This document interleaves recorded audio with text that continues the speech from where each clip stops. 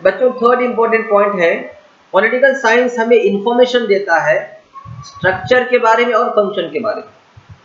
ठीक है, स्ट्रक्चर मतलब गवर्नमेंट में स्टेट के कंट्री के और स्टेट के गवर्नमेंट के स्ट्रक्चर के बारे में, यानी मिनिस्टर्स कितने हैं, कौन से डिपार्टमेंट के कौन मिनिस्टर है, ये सारा स्ट्रक्चर हो गया।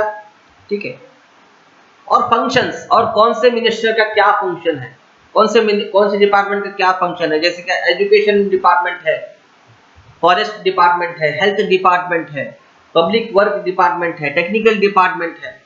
ठीक है, ये सारे डिपार्टमेंट्स की इनके जिम्मेदारियां क्या है, इनके फंक्शंस क्या है और इनका स्ट्रक्चर क्या है, इंजीनियर्स कितने हैं, इंजीनियर्स के ऊपर मैनेजर कौन है, मैनेजर के ऊपर हेड मैनेजर कौन है, हेड मैनेजर के ऊपर टीम लीडर कौन है, सेक्रेटरी कौन है, जनरल सेक्रेटरी कौन है, चीफ सेक्रेटरी कौन है, प्रिंसिपल सेक्रेटरी कौन है, ये सारा स्ट्रक्चर हमें मालूम होगा पॉलिटिकल साइंस के पढ़ने से।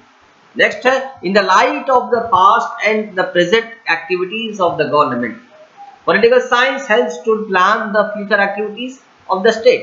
It also helps to establish a modern welfare state. फिलहाल जो गवर्नमेंट चल रही है, ओके, फोर्थ पॉइंट क्या है, फिलहाल जो गवर्नमेंट चल रही है और जिस अंदाज से गवर्नमेंट काम कर रही है उसके हिसाब से हमें ये मालूम होगा कि आगे फ्यूचर में किस तरह की गवर्नमेंट आनी चाहिए। ठीक है, पॉलिटिकल साइंस पढ़ने से ये भी मालूम होता है कि प्रेजेंटली जो गवर्नमेंट वर्किंग है, प्रेजेंटली जो गवर्नमेंट पावर में है, तो उस गवर्नमेंट का तरीका क्या है, वो गवर्नमेंट काम किस तरह कर रही है, अपने रिस्पॉन्सिबिलिटीज किस तरह फुलफिल कर रही है, अपने प्रोमिसेस किस तरह कंप्लीट कर रही है और अपने डेवलपमेंट टारगेट्स पर कितना फोकस कर रही है, इसके हिसाब से हमें ये मालूम होगा कि आगे कौन सी गवर्नमेंट आनी चाहिए, क्या यही गवर्नमेंट कंटिन्यू होनी चाहिए, फिर आगे नई गवर्नमेंट आनी चाहिए। इसके बारे में हमें आइडिया कब मिलता है, जब हम पॉलिटिकल साइंस पढ़ते हैं।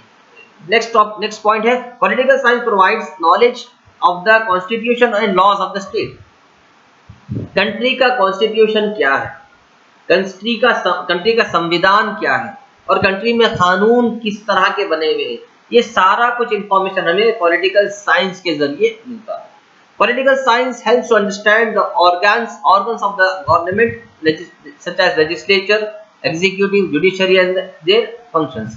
गवर्नमेंट में बच्चों अलग अलग सेक्शंस हैं, जैसे कि लेजिस्लेचर है, एग्जीक्यूटिव है और जुडिशरी है। जुडिशरी मीन्स अदालत, कानून, इंसाफ। एग्जीक्यूटिव मीन्स वो सारा ग्रुप ऑफ बिग ऑफिसर्स जो कि आईएएस है, आईपीएस है, आईएफएस है। ठीक है, ये सारे कुछ इंफॉर्मेशन हमें कब मिलता है, जब हम पॉलिटिकल साइंस पढ़ते हैं। तो बच्चों, political science develops political consciousness among the people. It keeps the government and the people politically alert and active. What it means, बच्चों देखो, आप लोग एक गवर्नमेंट को वोट देकर इलेक्शन में वोट देकर सेलेक्ट करते हो और उनकी गवर्नमेंट बनती है। ठीक है, एक पार्टी को वोट देते हो और उनकी गवर्नमेंट बनती है। ठीक है, अब गवर्नमेंट बनने के बाद जब अगर वो पूरी जिम्मेदारी के साथ, पूरी रिस्पॉन्सिबिलिटी के साथ, पूरी ईमानदारी वफादारी के साथ काम करने लग जाते हैं, तो जो दूसरे पार्टीज हैं, जो दूसरे पॉलिटिकल पार्टीज हैं जो सेलेक्ट नहीं हुए, उन्हें एक सीख मिलती है कि देखो, अब ये जो प्रेजेंट गवर्नमेंट अच्छी तरह काम कर रही है। ठीक है, लोगों ने इन्हें वोट देकर सेलेक्ट किया और ये अच्छी तरह काम कर रहे हैं। हम भी अगर हमारी गवर्नमेंट बनी तो हम भी अगर इससे बेहतरीन काम करें तो पब्लिक हमें भी नेक्स्ट चांस जरूर देगी, हमारी गवर्नमेंट कंटिन्यू रहेगी। तो ये अवेयरनेस है, ये कॉन्शियसनेस है। ठीक है, ये एक सीख है। ये कब पैदा होती है, पॉलिटिकल साइंस के पढ़ने के जरिए, यानी गवर्नमेंट को स्टडी करने से, गवर्नमेंट के एक्टिविटीज को स्टडी करने से, गवर्नमेंट के वर्किंग प्रोसीजर को स्टडी करने से, गवर्नमेंट के अचीवमेंट्स को स्टडी करने से, गवर्नमेंट के सक्सेसफुल कॉन्ट्रीब्यूशंस को स्टडी करने से।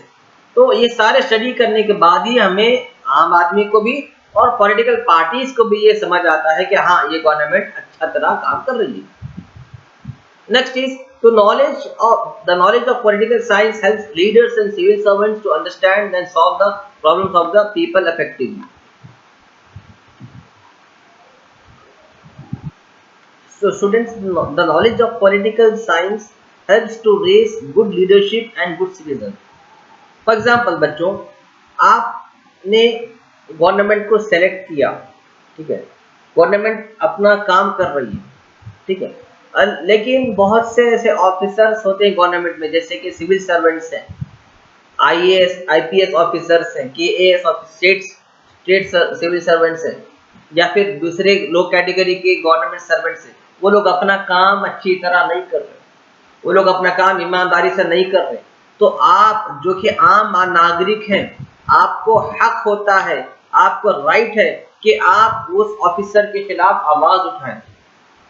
You can raise the criticism, you can raise the complaint against that officer who is not working completely and who is not fidel to his duty.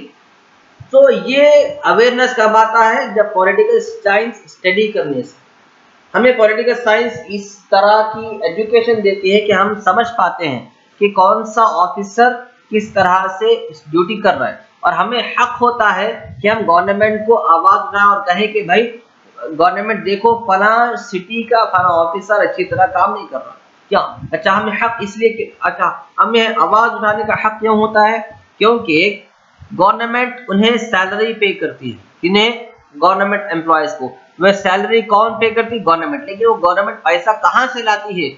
वो हम हैं, common people, जो tax देते हैं, और उस टैक्स के पैसे लेकर गवर्नमेंट एम्प्लॉयज को सैलरी देती है. तो हम पैसे दे रहे हैं काम करने के लिए, तो वो काम करना चाहिए.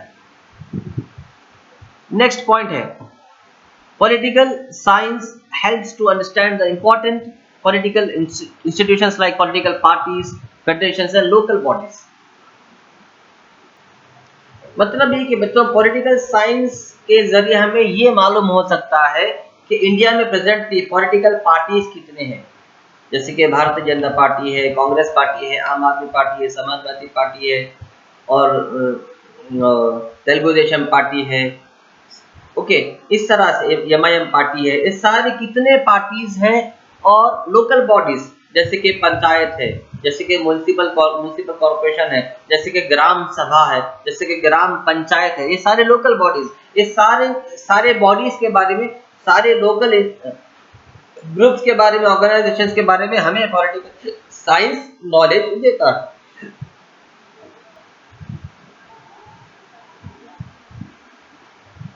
तो बच्चों, पॉलिटिकल साइंस का लास्ट इंपॉर्टेंट पॉइंट है, political science provides the knowledge of international relations, especially the occurrence of the wars among the nations and the importance of peace and cooperation. India एक कंट्री है, बाकी सारे कंट्रियों के साथ India का बर्ताव क्या है, इंडिया का रिलेशन किस तरह का है, इंडिया की दोस्ती किस तरह की है, या फिर इंडिया के कितने कंट्रीज इंडिया के दुश्मन हैं और कितने कंट्रीज इंडिया के दोस्त हैं, और कितने कंट्रीज से इंडिया दोस्ती रखता है और कितने कंट्रीज से इंडिया दुश्मनी रखता है. इस सारा कुछ इंफॉर्मेशन हमें पॉलिटिकल साइंस से मिलता है. रिसेंटली अगर हम याद करेंगे तो इंडिया और चाइना के बीच में कॉन्फ्लिक्ट हुआ बॉर्डर के पास, आसाम और लद्दाख के बॉर्डर के पास. इसी तरह के बहुत से कॉन्ट्रडिक्शंस होते आए दिन होते आते हैं. तो इस सारे मामला के बारे में हमें कब मालूम होता है? पॉलिटिकल साइंस पढ़ने से. पॉलिटिकल साइंस की मदद से ही हमें नॉलेज मिलता है कि कंट्री के साथ, इंडियन कंट्री, हमारे इंडिया के कंट्री के साथ सारे ग्रुप के कंट्री के क्या क्या रिलेशंस और किस तरह के रिलेशंस हैं. ओके, तो बच्चों ये सब कुछ था आपके फर्स्ट चैप्टर में, meaning and importance of political science. Next chapter public administration, वो भी बहुत इंपॉर्टेंट चैप्टर है, बहुत डिटेल से मैंने उसे समझाया. 8 to 9 वीडियोज उसके भी हैं. मैंने बहुत कंप्लीट डिटेल के साथ, पूरी जानकारी के साथ आपको समझाने की कोशिश की है. आपसे निवेदन है, रिक्वेस्ट है, इन वीडियोस को बार बार समझिए और इन चैप्टर्स को अच्छी तरह प्रैक्टिस करें. Thank you one and all.